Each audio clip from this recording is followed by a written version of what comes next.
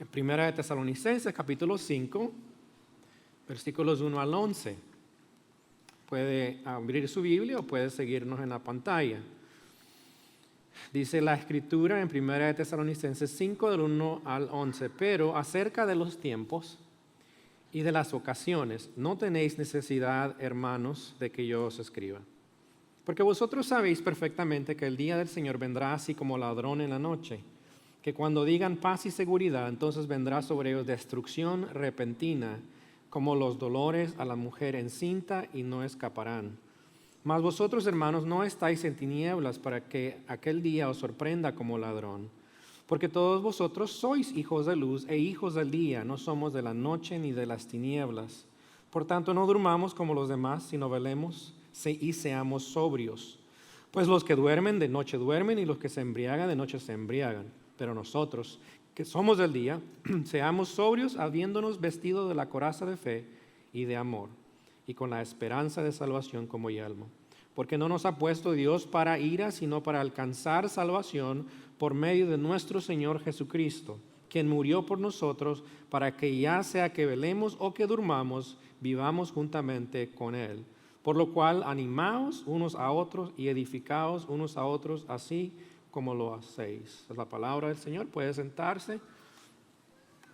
Velando hasta la venida de Cristo. La semana pasada comenzamos a hablar sobre este tema de la venida de Cristo por su iglesia. Esta es nuestra esperanza futura, y sabe, nuestra esperanza no es en este país, no es la meta, no es que este país vuelva a ser un país cristiano. Esa no es la meta para nosotros los cristianos. Un país que apoye todos nuestros valores, sí, nos gustaría, pero no es la meta nuestra. La esperanza nuestra está en que nuestro Señor va a venir otra vez.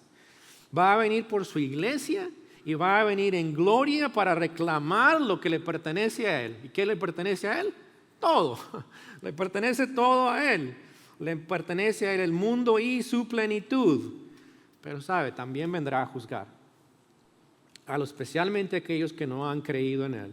En el pasaje anterior que miramos la semana pasada, hablamos sobre cómo el Señor viene por su iglesia, el rapto de la iglesia, y da inicio a lo que llama la Escritura el día del Señor. Eso es importante. Y ahora Pablo se va a enfocar en ese día del Señor, después del rapto. Es un aspecto que trata sobre el juicio. Esto sucede durante el periodo que llama la Escritura la gran tribulación, que viene sobre esta tierra. Usted quiere leer más sobre eso, lea el libro de Apocalipsis de los capítulos 6 al capítulo 18. Todo eso culmina en el capítulo 19, el versículo 11, la venida de Cristo en gloria. Así es que el pasaje que vamos a ver esta mañana se enfoca en ese periodo de la tribulación y qué va a suceder cuando el Señor venga. Además, si quiere coordinar este texto, también va junto con los eventos en Mateo 24 y 25 que el Señor enseñó. Los eventos los describe el Señor en Mateo 24 y 25 como dolores de parto que vendrán sobre la tierra antes del día del Señor. Y según a un pastor que de hace mucho tiempo ya, hay 3 características que distinguen ese día del Señor. Uno de ellos es que será de repente y sin anticipación. Eso es lo primero. Segundo, va a envolver un tiempo de turbulencia cósmica en la cual la tierra será movida hasta sus cimientos. Y número 3, será un día de juicio para los no creyentes. Ese es el día del Señor. De eso es lo que habla Pablo en Primera de Tesalonicenses, capítulo 5, del 1 al 11. Y quiero resumir un poco esto. Hay 4 exhortaciones que nos ayudan a velar como creyentes. Aunque no estamos esperando en el día del Señor como juicio, Pablo al final da la exhortación porque velamos por la venida de Cristo por nosotros como iglesia, pero a la vez es una advertencia a aquellos que no conocen a Cristo para que estén listos, porque si no han dado su vida a Cristo, el día del Señor vendrá como ladrón en la noche. Y Pablo da 4 exhortaciones que nos ayudan a velar. Primero nos dice que la venida del Señor es incierta en cuanto a tiempo. Lo vamos a ver en los versículos 1 al 2. El no estar listo trae consecuencias, especialmente aquellos que no conocen a Cristo en el versículo 3. Versículos 4 al 10 nos habla que nosotros somos hijos de luz, hijos del día y debemos de vivir como tales. Y miraremos en el versículo 11 al final que Pablo nos anima a que nos edifiquemos con estas verdades. Vamos ahora a entrar al texto. Primero es, la venida de Cristo es incierta, versículos 1 y 2. Pablo les comienza diciendo que acerca de estos tiempos, de estas ocasiones, dice, no tienen necesidad que yo les diga. Está diciendo Pablo, ustedes tienen ya la información que necesitan saber. Es más, en Hechos capítulo 1, versículo 7, el Señor les dijo a sus discípulos, no os toca a vosotros saber los tiempos o las sazones que el Padre puso en su sola potestad. El Señor Jesucristo va a venir, lo sabemos, pero nadie tiene la fecha, nadie tiene el tiempo. Y recuerden que hemos dicho, mucha gente ha profetizado cuándo va a venir Cristo y no ha sucedido. Así es que lo que tenemos que aprender es que el Señor dijo que no sabemos ese día, no sabemos cuándo va a suceder. Pablo dice, yo ya les dije a ustedes sobre esto, no necesita que les diga acerca de los tiempos, cuándo va a venir el Señor, no podemos ponerle fecha. Eso es lo que dice en el versículo 2, vea lo que dice, vosotros sabéis perfectamente que el día del Señor vendrá así como ladrón en la noche. Pablo ya les había enseñado esto. Sabían ellos acerca de este día del Señor. Quiero explicarle un poquito acerca de esa frase, el día del Señor. Es una referencia a la profecía bíblica que encontramos en el Antiguo Testamento. En el Antiguo Testamento encontramos que es el día de Jehová, el día de Yahweh. ¿Y qué es un día? Ese día es un día de juicio. Dios viene a juzgar a las personas. Ve, eso lo puede encontrar usted en varios textos, no lo voy a leer, pero quiero que los apunte para que usted pueda estudiarlo. Isaías 13, del 9 al 11, habla de ello. Joel capítulo 2, versículos 28 al 32. Sofonías 1, 14 al 15. El capítulo 3 también, versículos 14 y 15, y Amós 5, 18. Ese día, según la Biblia, es un día de venganza de Dios sobre los que le han rechazado. Y en el Nuevo Testamento encontramos el día del Señor. Ahora, aquí está la cosa. En el Antiguo Testamento dice el día de Jehová, el día del Señor, de Yahweh. En el Nuevo Testamento encontramos el día del Señor. ¿Cuál es ese día del Señor? ¿Quién es el Señor en el Nuevo Testamento? Cristo. Ese es el día de Cristo. Es más, Pablo no solamente lo habla aquí, él refiere a esto en otros pasajes en el Nuevo Testamento. En Filipenses 1:10, Filipenses 2:16 habla de Jesucristo como el que va a venir a juzgar. Lo dice también en 2 de Corintios 1:14 y 1:18. Todos estos textos nos dicen que el día es el día del Señor. El Señor Jesús viene otra vez para juzgar también al mundo. En el Antiguo Testamento es Jehová, en el Nuevo Testamento es Cristo. ¿Hay dos dioses? No, es el mismo Dios. Es Dios Hijo. Dios le ha dado a Dios Hijo el juicio venidero. Lo encontramos en Mateo también 24 y 25, como les había mencionado, y en Apocalipsis 5 en adelante encontramos lo que va a transcurrir cuando el Señor venga, cuando venga ese día del Señor. Este aspecto es el que Pablo enfatiza, ese día del Señor que vendrá repentinamente, dice, sin anuncio previo, cuando no se espera. Y la idea, dice Pablo, es como un ladrón en la noche. No es necesario tratar de enfatizar tanto la analogía. La idea es que vendrá en un momento cuando nadie lo espera. Usted no está esperando a un ladrón. ¿A qué hora llega el ladrón? No sabe. El ladrón llega cuando no está lista las personas. Y Pablo dice, el día del Señor, ese día de juicio, va a llegar de una manera incierta cuando menos estén esperando. Y eso es importante. Ese es el primer punto que Pablo nos da en este texto. El día del Señor será incierto en cuanto a tiempo y fecha. En segundo lugar, no estar listo trae consecuencias. Versículo 3. Vea lo que dice. Primero dice que va a haber cuando la gente diga paz y seguridad. Entonces vendrá sobre ellos destrucción repentina. Que yo quiero que también mire ahí los pronombres, ellos. Vea cómo Pablo cambia. Primero habla de ellos y después va a hablar de nosotros. Dice, cuando ellos digan paz y seguridad, entonces vendrá sobre ellos destrucción repentina. ¿Qué está diciendo Pablo? Que en este momento en la tierra la gente está muy confiada.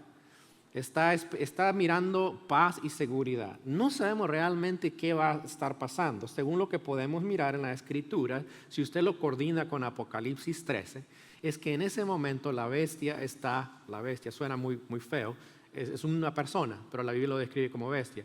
Es una persona que está en control mundial en ese momento. Lea ese capítulo porque es sumamente interesante qué sucede.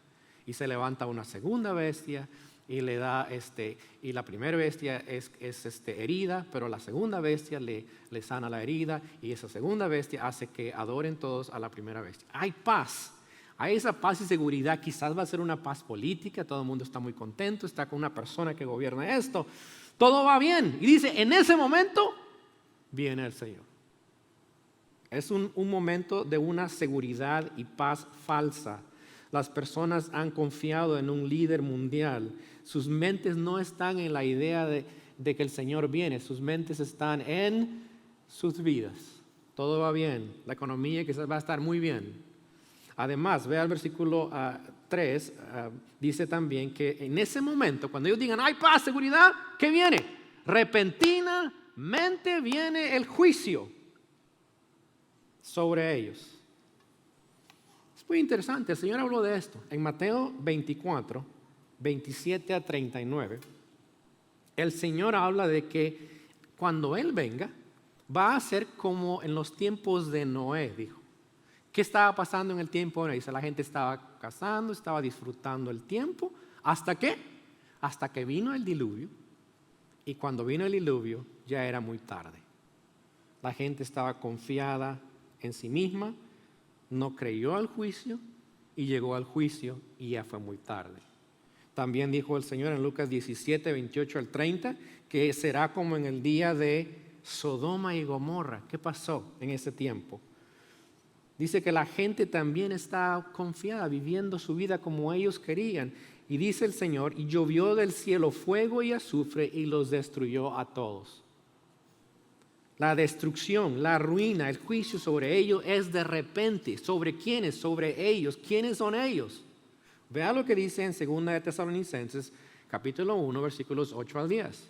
¿Quiénes son ellos que está refiriéndose Pablo? Pues leamos este texto que dice esto. Dice que el Señor viene, en 2 de Tesalonicenses 1, 8 y 10, en llama de fuego, miren lo que dice, para dar retribución a los que no conocieron a Dios, ni obedecen el evangelio de nuestro Señor Jesucristo. Cualquier persona que no conoce a Cristo, eso es lo que va a suceder cuando el Señor viene. Cuando el Señor venga, ese es el día del juicio. Pero vea lo que Pablo dice, esto es fuerte. Los cuales sufrirán pena de eterna perdición, excluidos de la presencia del Señor y de la gloria de su poder. ¿Qué está diciendo Pablo? Estas personas van a experimentar el juicio divino de tal manera que van a sufrir pena eterna. Es una condenación eterna. Esto es serio.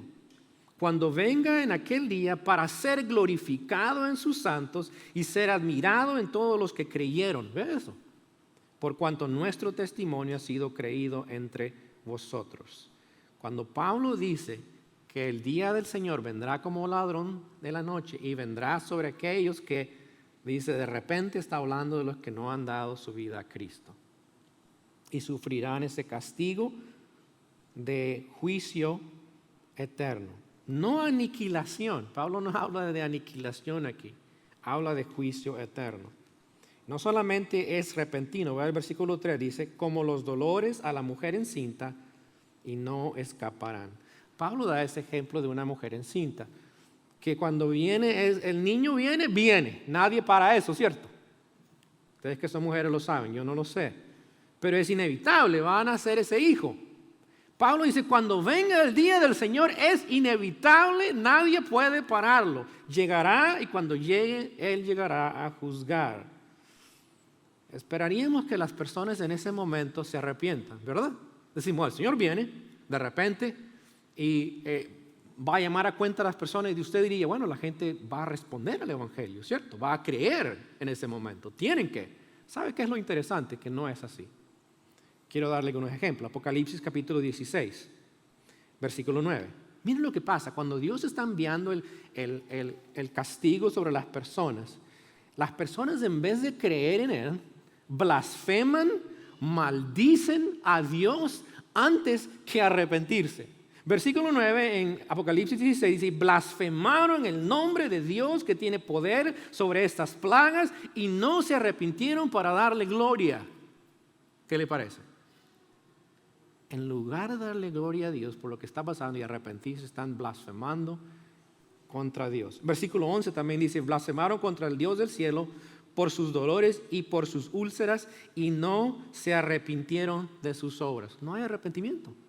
La gente dice, no, están enojados contra Dios. Es más, desean ellos morir antes que hacer frente a Dios. En Apocalipsis 6:16 dice, y decían a los montes y a las peñas, caed sobre nosotros y escondernos del rostro de aquel que está sentado sobre el trono y de la ira del Cordero. ¿Qué le parece? Yo prefiero morir que hacerle frente a Dios y arrepentirme. Y sin embargo, la manera que tú puedes estar listo para la venida del Señor es creer en Cristo como tu Señor y Salvador. Y tienes esa oportunidad hoy. Es el único que puede librarte del juicio. Pero ¿sabes por qué Él puede librarte del juicio? Porque Él llevó el juicio de Dios por tu pecado en la cruz. Eso es lo sorprendente. Que Dios mandó a su Hijo para que en la cruz Él recibiera la ira de Dios por nuestros pecados, para que tú puedas tener la vida eterna y no tengas que sufrir el castigo por tu pecado. Esa es la opción que tienes hoy. Pero no esperes hasta que ese momento llegue, porque no tienes la garantía que vas a poder hacerlo en ese momento, si el Señor viene antes que tú mueras. Pablo les dice que la venida del Señor, el día del Señor, traerá consecuencias. Número 3. Los creyentes, dice Pablo, tenemos un rol totalmente diferente, tanto en la venida de Cristo por su iglesia, como la venida de Él cuando venga en el día del Señor. Versículos 4 al 10 nos dice que los creyentes somos hijos del día, y nos describe así en el versículo 4, nos dice que no estamos en las tinieblas. Si ve el versículo 4, no estáis en tinieblas. Ustedes creyentes no están en tinieblas, no viven en el ambiente. La luz y tinieblas se usa para comparar lo bueno, lo malo, la verdad, la mentira, lo que es oscuridad espiritual, lo que es vida espiritual en la luz. Y Pablo está diciendo, ustedes ya han cambiado de estatus. Ya no son personas que están en tinieblas, en la oscuridad espiritual. Son personas que ahora están en otro ambiente. Dice, y a usted no debe de sorprenderles, o no les va a sorprender, la venida del Señor. ¿Qué pasa con las personas que no conocen a Cristo? ¿Por qué Pablo usa esta analogía cuando dice él, ya no están ustedes en tinieblas? En Efesios 4:18 dice esto, teniendo el entendimiento entenebrecido, ¿verdad? Está tapado el entendimiento. Dice, ajenos de la vida de Dios por la ignorancia que en ellos hay, por la dureza de su corazón. El estado nuestro antes de conocer a Cristo era un estado de una ceguera espiritual. No podíamos ver las cosas de Dios, y Pablo dice que éramos ajenos a la vida de Dios, no solamente por nuestra ignorancia, sino por la dureza de nuestro corazón. Eso éramos nosotros antes de conocer a Cristo. A esas personas les va a sorprender el día del Señor como un ladrón. ¿Por qué? Porque no pueden verlo. Están ciegos a esa verdad. Pero Pablo dice, ustedes creyentes, ustedes de Tesalónica, ya no viven en la oscuridad, ni hacen las obras de la oscuridad o maldad, y por eso no les va a sorprender este día. Es más, en Colosenses 1:13 nos dice que Dios hizo con nosotros algo muy interesante. Nos tomó, dice, de las tinieblas, del reino de las tinieblas, de la oscuridad espiritual, y nos trasladó al reino de su Hijo amado. ¿Qué privilegio es eso? Nos trasladó de las tinieblas al reino de su Hijo amado.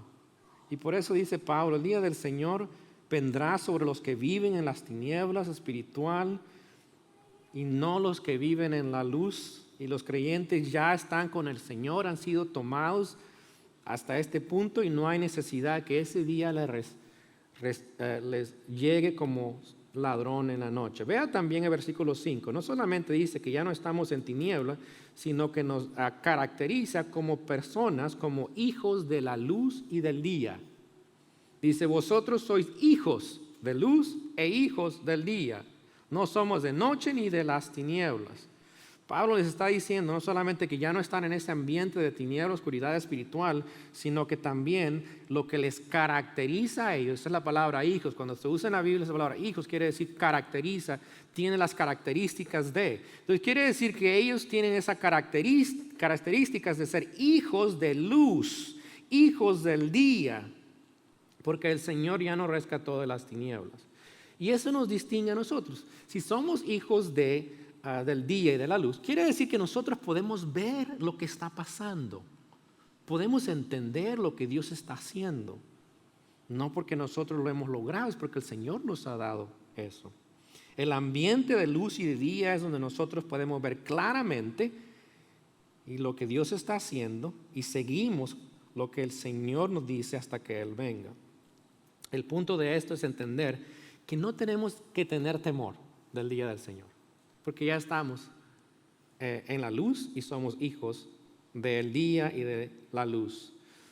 Y nada va a afectar ese estado nuestro. Gozaremos de la perfección de la luz del día cuando el Señor venga. Pablo enfatiza este hecho de que somos hijos de luz y del día diciendo, no somos de la noche ni de las tinieblas. Lo vuelve a repetir. Como creyentes ya no hay punto intermedio. Tú no puedes decir, yo soy parte de aquí y parte de acá. No funciona así. O eres del reino del Señor, de la luz, o eres parte de las tinieblas. No es muy difícil eso entenderlo.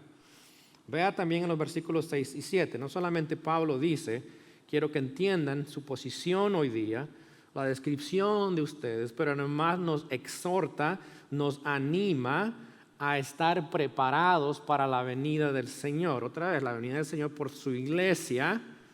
Quiero que vea versículos 6 y 7. Debemos velar, dice, y estar sobrios. Dice, por tanto. Esa es la conclusión lógica de ser hijos de luz. Ser hijos del día.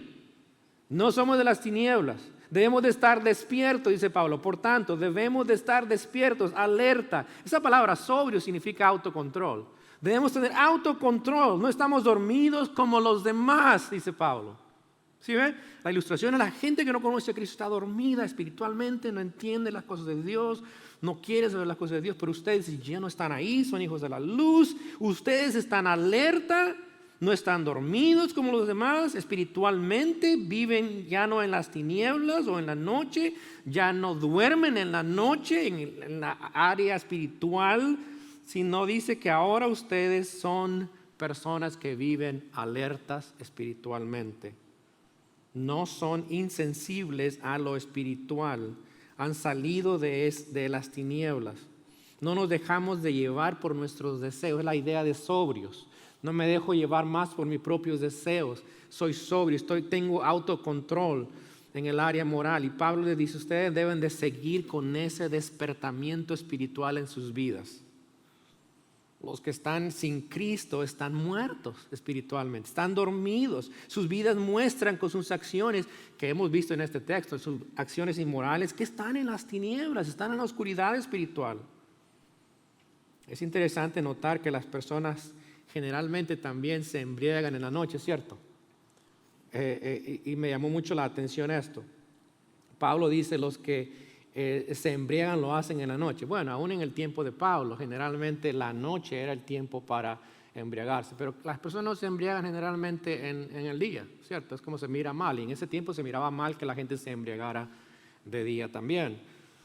Y dice, de noche se embriagan. Pablo dice, ustedes no son de esas personas que viven en las tinieblas, usa eso como una ilustración. Ustedes no son de las tinieblas que se embriagan, son controlados por las cosas del mundo. No les caracteriza esos gozos o placeres pecaminosos. Ustedes no es lo que hacen. En el día, obviamente, hay que trabajar, ¿no? La gente dice que portarse bien. Bueno, los que no conocen a Cristo, sabemos que viven en las tinieblas, pero los hijos de luz están dominados por lo espiritual, no están dormidos espiritualmente, no están embriagados con el pecado del mundo. La venida del Señor está en sus mentes y no van a pasar por ese juicio. Pero el Señor nos llama a nosotros a estar alertas. Debemos también, versículo 8, vivir como hijos del día. Dice, pero nosotros que somos del día. ¿Sí ves? Pero nosotros. Quiero decir, contraste ahí. Las personas que viven en las tinieblas viven así. Pero nosotros vivimos que somos del día, dice Pablo. Nuestras acciones como hijos del uso del día reflejan que somos del día. No vivimos una vida insensible ni en desobediencia a Dios.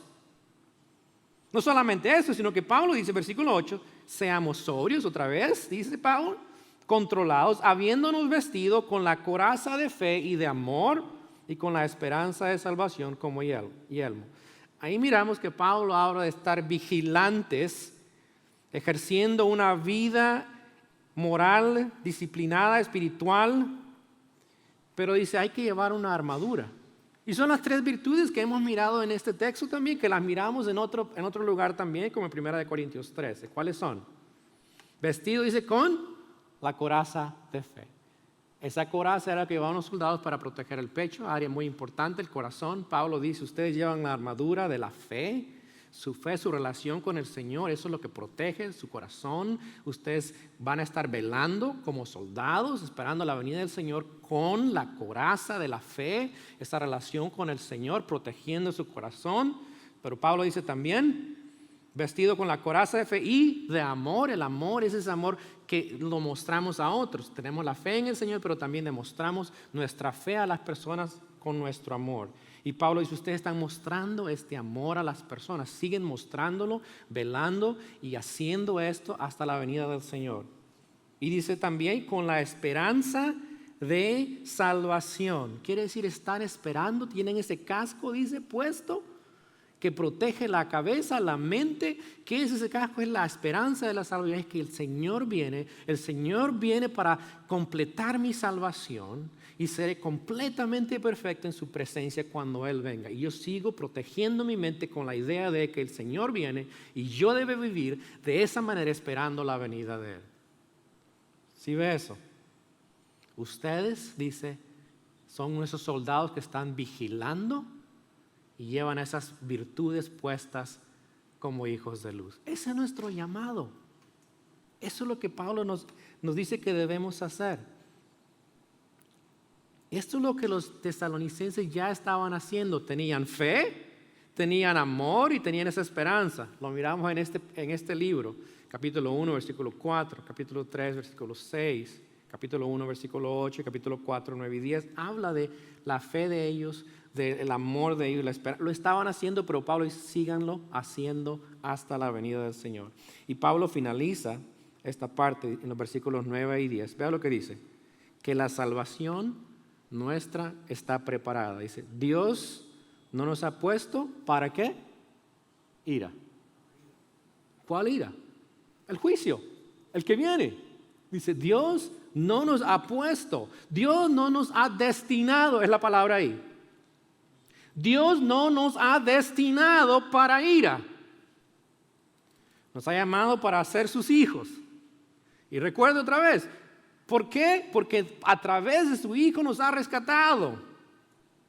Y el juicio que va a ejecutar no llegará a nosotros porque somos hijos de Dios. Dice, no nos ha destinado para ira, sino vea lo que dice, versículo 9, sino para alcanzar salvación. Dios nos ha destinado, la forma positiva que Pablo enfatiza, Dios nos llamó para que podamos alcanzar o lograr la salvación. ¿Qué está diciendo Pablo? No está hablando de la salvación que tenemos hoy en Cristo, sino la finalidad de nuestra salvación.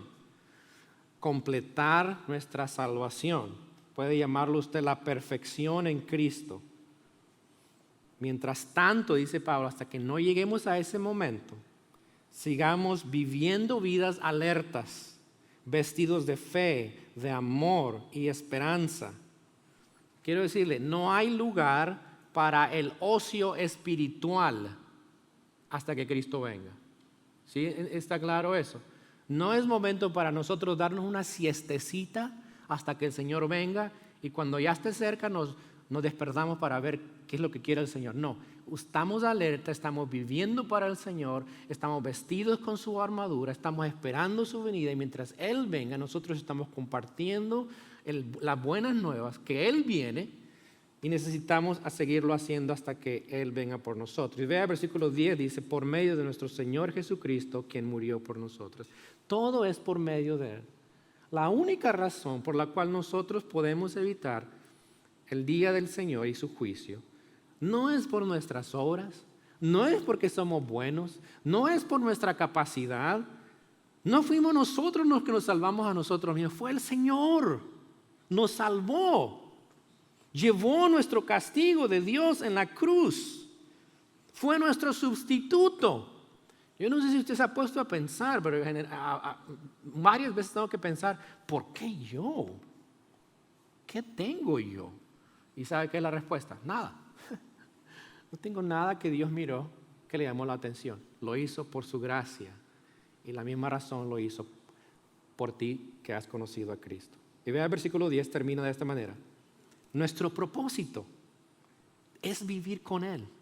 Dice, para que ya sea que velemos o que durmamos. Ahora Pablo va a usar las dos palabras, velar y durmar en forma figurada también. Eso es que velemos, estemos alerta, estemos vivos o durmamos, muramos. ¿Qué es la idea? Vivamos juntamente con Él. Esa es la meta final, es vivir juntamente con el Señor. Pablo está haciendo esa conexión con el tema que apremiaba a los tesalonicenses. Había gente que había muerto en el Señor y decían, ellos se perdieron la venida de Cristo. Y Pablo dice, no, ellos murieron y nosotros si estamos listos, estamos vivos cuando el Señor venga, el mismo propósito llegaremos a cumplir es vivir juntamente con Él. No hay ninguna desventaja si hoy tú partes y vas con el Señor. Porque ya sea que tú estés durmiendo o estés viviendo, el propósito es igual. Estaremos con el Señor. Versículo 11. Aquí está la aplicación de todo esto que Pablo ha hablado desde el capítulo 4, final, hasta esto. Vea que esto es muy importante. Los creyentes debemos edificarnos mutuamente, dice Pablo. Esta es la enseñanza de la venida de Cristo. Y suena un poco raro para nosotros que no estamos acostumbrados a esto. No consideramos que la venida de Cristo tiene una aplicación bastante práctica. Primero, dice Pablo, por lo cual, por consiguiente, ¿qué deben de hacer? Animaos unos a otros. Esa palabra animar es eso, quiere decir animar. Unos a otros. ¿Sabe? La iglesia es el cuerpo de Cristo, ¿cierto? Estamos unidos en Cristo. Y como cuerpo de Cristo, dice aquí que debemos funcionar de acuerdo al plan de Dios. ¿Qué es el plan de Dios? Que nos animemos unos a otros. En cuanto a la venida de Cristo, anímense unos a otros. Ellos habían perdido a creyentes que habían muerto. Ellos dicen, anímense unos a otros. El Señor viene. Ellos no se perdieron nada. Consuélense de esta manera, dice Pablo. Vivamos alerta como hijos de luz, como hijos del día. Eso debemos hacerlo constantemente nosotros, hoy, animarnos. Además, dice Pablo, versículo 11, edificaos unos a otros así como lo hacéis. No solamente Pablo dice, anímense, díganse palabras de aliento para ayudarles a seguir al Señor, pero también edifíquense. Pablo usa esa palabra que ustedes ya la han escuchado antes de la arquitectura, es que edificar algo, construir un edificio, ¿cierto? Y dice Pablo, edifíquense unos a otros. Cuando hace un edificio a alguien, tiene los materiales para eso, ¿verdad? Es lógico. ¿Hay algún material que usted puede dejar afuera cuando va a construir algo? No. Obviamente yo no soy arquitecto, pero cuando se hace el plan se va a edificar algo. ¿Sabe qué materiales se va a usar para edificar ese edificio? No dice, esto no sirve, sáquelo. Porque si no tiene todas las cosas que es necesario, ese edificio no funciona. Pablo dice, ustedes son también eso, son el edificio de Dios.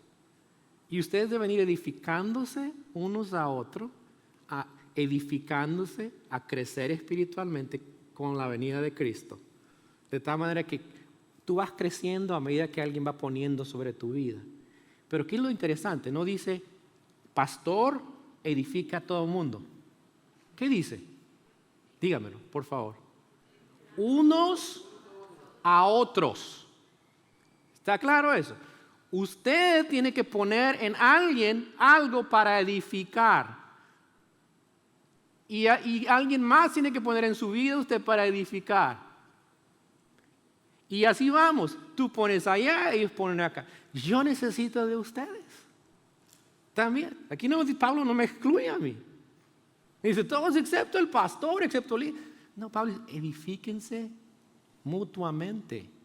Eso es el rol de nosotros como iglesia, edificarnos. Quiero decirle, eso elimina otra posibilidad. No edificarnos o destruirnos, ¿cierto? ¿Sí está claro? La venida del Señor debe motivarnos a edificarnos. Señor viene, no hay tiempo que perder. Dejemos de las cosas que no van a edificarnos a nosotros. Si vas a poner algo en alguien y no es bueno, no lo pongas. Eso no es lo que te mandó el Señor a hacer. Te mandó a edificar la vida de tu hermano y tu hermana. Y alguien también está poniendo en tu vida. Y la iglesia se va edificando hasta la venida del Señor. Y así podemos estar listos para su venida. No hay otra manera ni forma. Además, si dice unos a otros, yo no puedo quedarme en mi casa todo el año. ¿Sí? ¿Quién me edifica allá? Pues yo veo televisión, ustedes los veo todos los domingos. Sí, pero no funciona eso. Yo no sé nada de ti. ¿Cómo yo me conecto contigo para edificarte? Pablo dice, ustedes ya lo están haciendo. Y todo eso relacionado con la venida del Señor. Es algo mutuo, todos somos valiosos. Y sabe, ese proceso de edificar unos a otros, ¿sabe cómo le llamamos en la iglesia aquí? Es muy sofisticado. ¿Sabe cómo le llamamos? Discipulado. Eso es. Queremos tener discipulado, en el cual yo invierto en la vida de otros y otros invierten en mi vida, para edificarnos y estar listos para la venida del Señor. Y precisamente ayer hablamos con una hermana de nuestra iglesia de aquí, y hablábamos de eso y decía, sí, yo quiero hacer planes, pero dice ella, yo quiero que el Señor viene. Antes es. ¿Sí ve eso? Raro, y yo no escucho generalmente la gente dice el Señor viene. Es como, yo voy a hacer esto, me voy a casar, voy a tener esto, y quiero hacer esto y esto. Y no, los creyentes estamos en la mente que el Señor viene, vivimos para Él, listos, alertas, viviendo como hijos de luz, animándonos unos a otros, edificándonos unos a otros hasta que Él venga. Claro, no dejamos de hacer lo que Dios nos ha mandado. Recuerde, Pablo ya ha hablado sobre no ser ociosos, de trabajar dignamente. Pablo no está diciendo eso. Pablo está diciendo, ustedes tienen una meta como hijos de luz. Quiero que cierre sus ojos y piense en las siguientes preguntas como tipo de reflexión. Ahí donde está, piense en estas preguntas. Escúchelas, medítelas y reflexione delante del Señor. La primera pregunta es, ¿estás listo para la venida de Cristo? Si eres creyente, tú ya sabes, ya tienes la bendición que será llevado por el Señor cuando Él venga. Pero si no has dado el paso de creer en Él, no debes esperar hasta que Él venga. Y ahí donde estás puedes decirle, Señor, no estoy listo, pero quiero estar. Quiero dar mi vida a ti, quiero seguirte, quiero vivir para ti. No quiero dejar que ese día me sorprenda como ladrón. Si tú ya eres creyente, quiero que pienses en las siguientes preguntas. Como creyente, ¿estás despierto espiritualmente? ¿No estás dormido? ¿Estás mostrando con tu vida que eres hijo de luz, hijo del día, viviendo una vida alerta y sensible espiritualmente? ¿Estás mostrando control en el área moral, vistiéndote con la armadura de Dios? Y por último, ¿cómo puedes animar a otros y ayudarles a crecer espiritualmente con estas verdades que has aprendido? Piensa en estas preguntas, reflexiona en tu vida esta mañana, preséntate delante del Señor contestándolas en esta mañana. Señor, gracias por esta mañana. Gracias por la verdad tuya, que es incambiable. Sabemos que vienes pronto y sabemos que debemos estar listos, velando, siendo sobrios, esperando que tú vengas por nosotros como tu iglesia, y sabemos que vendrá el día también del Señor, en el cual tú llevarás a cabo el juicio sobre aquellos que no te conocen. Ayúdanos como tus hijos a vivir como hijos de luz, como hijos del día. Ayúdanos también a mostrar esto a los que no te conocen, que ellos puedan verlo claramente. Ayúdanos a comunicarles a ellos la verdad tuya. Como tú lo hiciste cuando estuviste con nosotros, tú dijiste arrepentidos porque el reino de Dios se acerca. Pedimos que esta mañana tú puedas ayudarnos a tener esa mentalidad del reino tuyo. Y rogamos por aquellos que en esta mañana no te conocen todavía, que den ese paso de creer en ti, confiar en ti y dar su vida. En el nombre de Cristo. Amén.